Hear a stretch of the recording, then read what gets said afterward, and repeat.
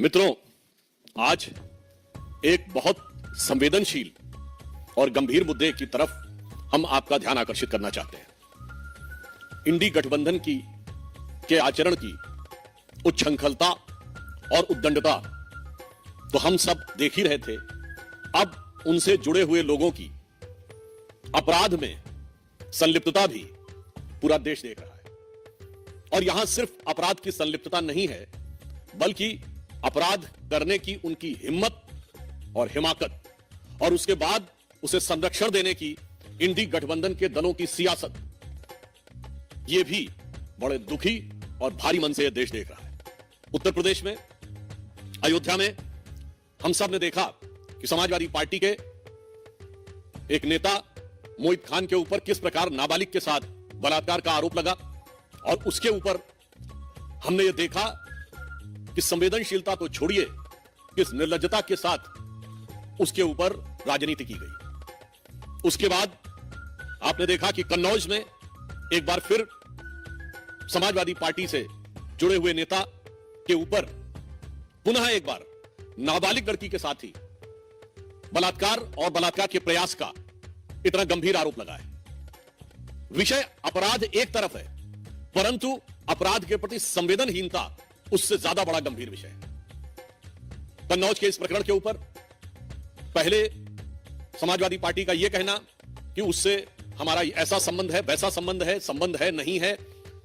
जहां तक अखिलेश यादव जी की उनकी संवेदना की चिट्ठी तक अवेलेबल है, और उससे अधिक गंभीर बात है कि समाजवादी पार्टी की एक नेत्री ने यह तो स्वीकार किया ही कि कन्नौज का आरोपी उनकी पार्टी का पूर्व नेता है।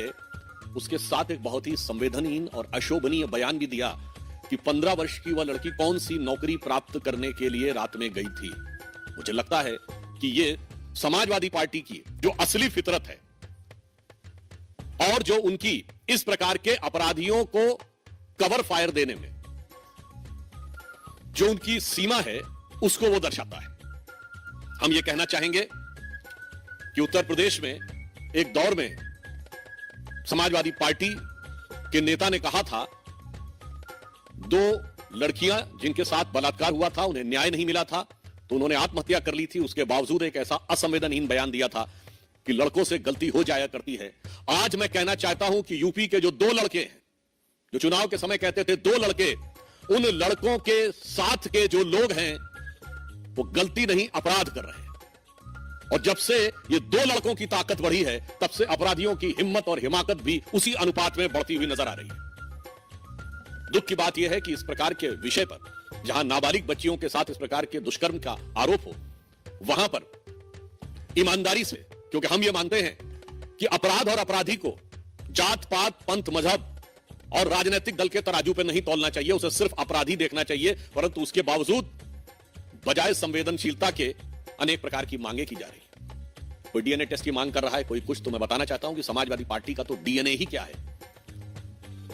अपराध और अपराधियों का सहज साथ, यह पूरे उत्तर प्रदेश को पता है कि अपराधियों के हौसले सबसे ज्यादा बुलंद समाजवादी पार्टी के शासनकाल में होते थे। और समाजवादी पार्टी का असली डीएनए में समाजवादी पार्टी के ही बहुत पुराने समाजवादी नेता हुए और शायर हुए अदम गोंडवी, जिनकी की एक बड़ी प्रसिद्ध पंक्ति है, और ये मैं कैवियट लगा के बोल रहा हूं, ये उनके शब्द हैं, मेरे नहीं है। उन्होंने समाजवादी पार्टी में आए हुए आपराधिक तत्वों के हौसले बुलंद होने पर दुखी होकर लिखा था कि समाजवादी आंदोलन कहां पहुंच गया। उन्होंने ये लिखा था कि काजू भुना है प्लेट में और विस्की गिलास में, उतरा है रामराज यूं विधायक निवास में। और आगे उनकी लाइन है, पक्के समाजवादी है तस्कर हो या डकैत। मैं कैवियट लगा बोल रहा हूं, उनकी लाइन है, मेरी नहीं। पक्के समाजवादी है तस्कर हो या डकैत, कितना असर है खादी के उजले लिबास में। तो मुझे लगता है कि ये समाजवादी पार्टी के ही एक समाजवादी नेता के दिल का दर्द आज की समाजवादी पार्टी के असली डीएनए यानी राजनीतिक डीएनए को बताने के लिए पर्याप्त। दूसरी, उससे भी अधिक दुखद, जघन्य और दुर्दांत घटना जो कि पश्चिम बंगाल में हुई, और दुख की बात यह है कि वहां पर इससे भी अधिक विभत्स तरीके से अपराधियों को संरक्षण देने का जो प्रयास किया जा रहा है, वो और भी अधिक दुख देने वाला है। जिस प्रकार से वहां प्रिंसिपल को हटाया गया और 24 घंटे के अंदर दूसरे कॉलेज में नियुक्त कर दिया गया, इससे पश्चिम बंगाल की सरकार की उन अपराधियों के प्रति किस प्रकार की संरक्षण की भावना है, वो बेनकाब हो जाती है और पश्चिम बंगाल सरकार के द्वारा हो रहे किसी भी जांच के ऊपर बहुत गहरे शक की दीवार खड़ी कर देती है। आज मैं पूछना चाहता हूं कि पश्चिम बंगाल की मुख्यमंत्री जी की इतनी ममता उस प्रिंसिपल के प्रति क्यों है, और मैं यह भी पूछना चाहता हूं कि जब मांग की जा रही है कि सीबीआई को वो जांच दे दी जाए, तो आप ये कह रही हैं कि इतने दिनों तक यदि ये ना हो सका तब सीबीआई की बात करेंगे। तो मेरा सीधा सवाल और आरोप है तृणमूल कांग्रेस की सरकार से कि इतने दिन की मोहलत किस लिए दी जा रही है? ये इतने दिन की मोहलत किस प्रकार के मैनिपुलेशन के लिए दी जा रही है? क्या क्योंकि संदेश खाली में भी हम लोग यह विषय देख चुके हैं। यदि आपका दिल ईमानदारी से इस विषय पे जांच कराना चाहता है तो देश की सर्वोच्च जांच एजेंसी को त्वरित जांच क्यों नहीं स्थानांतरित की जा रही है? Why immediately the investigation is not being transferred to the highest investigative agency of the country? अब मेरा तीसरा सवाल कांग्रेस पार्टी से, ये इंडी गठबंधन के सभी लोग जिस ढंग से एक दूसरे से मिले हुए हैं, कहां गई प्रियंका गांधी जी जो कहती थी लड़की हूं लड़ सकती हूं, उनके होठ सिले हुए हैं अयोध्या कन्नौज से लेकर कोलकाता तक।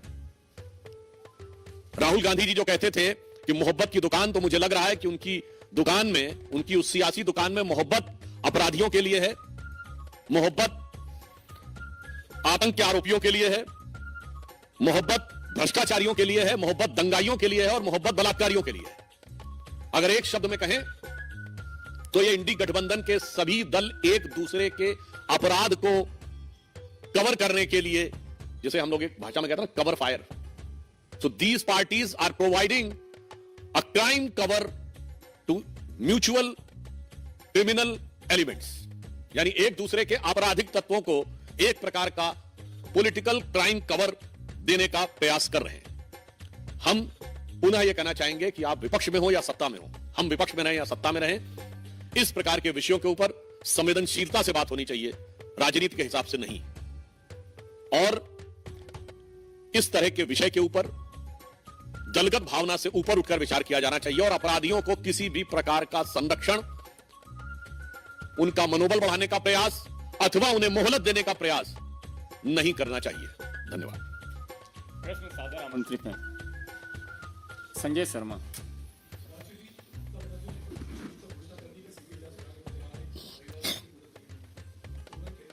यही तो हमारा सवाल है, ये इतने दिन की मोहलत किस लिए दी जा रही है? जिस ढंग का आचरण रहा है कि आपने प्रिंसिपल को वहां से हटाया और इमीडिएटली दूसरी जगह बनाया, तो उससे तो शक होता है कि ये मोहलत किसी मैनिपुलेशन को ध्यान में रखकर तो नहीं दी जा रही है। और कोई प्रश्न? ठाकुर रविंद्र सिंह, रुक जाइए भाई साहब। ठाकुर रविंद्र सिंह जी न्यूज, ये विषय के ऊपर पहले पूछ लें। रविकांत राय, टाइम्स नव भारत।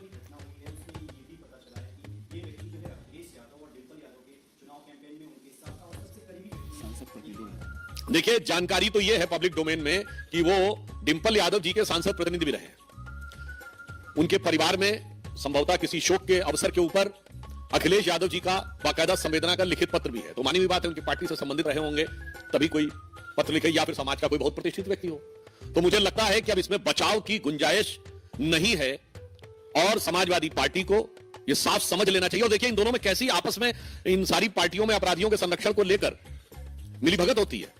आप याद करिए, मरहूम मुख्तार अंसारी समाजवादी पार्टी से जुड़े हुए थे और जब पंजाब में कांग्रेस की सरकार थी तो कहते थे मैं पंजाब की जेल में रहना चाहता हूं, यूपी की जेल में नहीं। यानी पंजाब सरकार के दामने रहमत में वो अपने को महसूस करते थे। तो इससे समझ में आता है कि अपराधियों को लेकर इन दोनों दलों के बीच में, कांग्रेस और सपा, इन दोनों लड़कों के बीच में कैसी दुरभिसंधि है। ठाकुर साहब,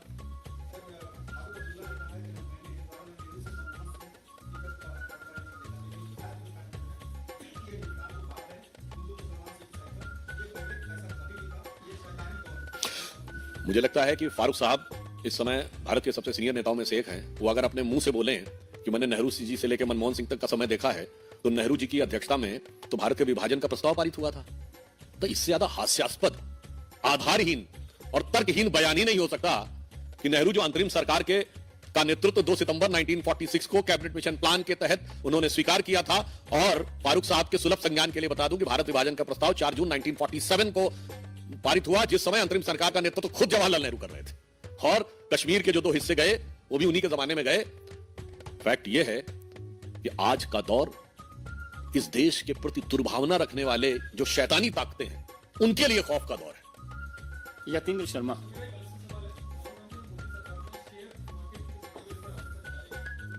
देखिए, मोहब्बत की दुकान में मुनाफा भी हो रहा है और उसके बाद भी कोहराम भी मचाया जा रहा है।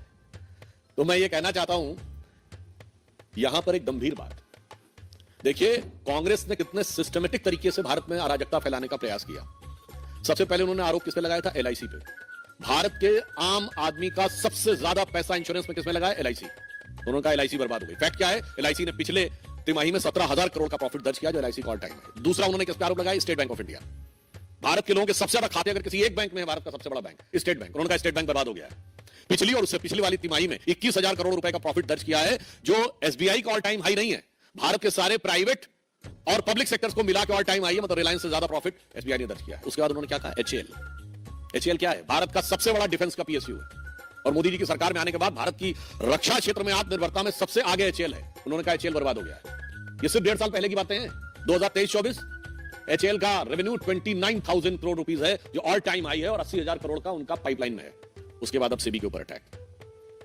तो हमें साफ समझ में आता है कि भारत के हर उस आर्थिक संस्थान के ऊपर आक्रमण है जिसके की द्वारा भारत की आर्थिक शक्ति और आर्थिक संपन्नता उभर कर सामने आ गई। और उसके बाद आप याद करिए, चुनाव में क्या वादा किया था कि हर परिवार की एक महिला को 1 लाख रुपए देंगे। कितने परिवार हैं? 140 करोड़ की जनसंख्या है, 4.5% पर फैमिली है, 4.5 से डिवाइड करिए, 31 करोड़ के आसपास आएगा। और अभी बजट आया, हमारा रेवेन्यू रिसीव कितना है? 26,80,000 करोड़, यानी 27 लाख करोड़ से कम भारत सरकार की आमदनी है। और कहते थे 31 करोड़ परिवारों में लगभग सभी को 1-1 लाख दे देंगे, यानी 31 लाख करोड़ रुपया बांट देंगे, और बहुत से गरीब और कम शिक्षित लोगों को वो भरवाने में सफल हो गए। ये साफ बात देख लीजिए कि ये आर्थिक अराजकता फैलाने का लक्ष्य है कि नहीं। और साथ में कौन? मैं कांग्रेस से पुनः ये बात जो कह चुका हूं रिपीट करना चाहता हूं, हमेशा विदेशी कंपनियों के साथ आप क्यों खड़े रहते हैं? आज से 40 साल पहले यूनियन कार्बाइड के साथ 84 में कांग्रेस खड़ी थी, बोफोर्स के साथ 87 में कांग्रेस खड़ी थी, हॉविट्जर के साथ कांग्रेस खड़ी थी, अगस्ता वेस्टलैंड के साथ कांग्रेस खड़ी थी, हिंडनबर्ग के साथ कांग्रेस खड़ी है, बीबीसी के साथ कांग्रेस खड़ी थी। जॉर्ज सोरस का सुर और कांग्रेस का सुर बिल्कुल एक है। वो भी कहता है मोदी को हटाना है हर कीमत पे, और इनका भी कहना है मोदी को हटाना है। और जितने भी आरोपी विदेश में भ्रष्टाचार के आते हैं, वो कांग्रेस के प्रथम परिवार से कनेक्टेड क्यों आ जाते हैं? चाहे वो वॉरेन एंडरसन हो, टोबियो काट्रोची हो, ग्वाइडो हेस्को हो, क्रिश्चियन मिशेल हो। तो मैं कहना चाहता हूं ये विदेशी कंपनियों से कौन सा याराना है कि भारत के हर आर्थिक संस्थान के ऊपर कांग्रेस का निशाना है। आनंद पांडे, टीवी 9। धन्यवाद।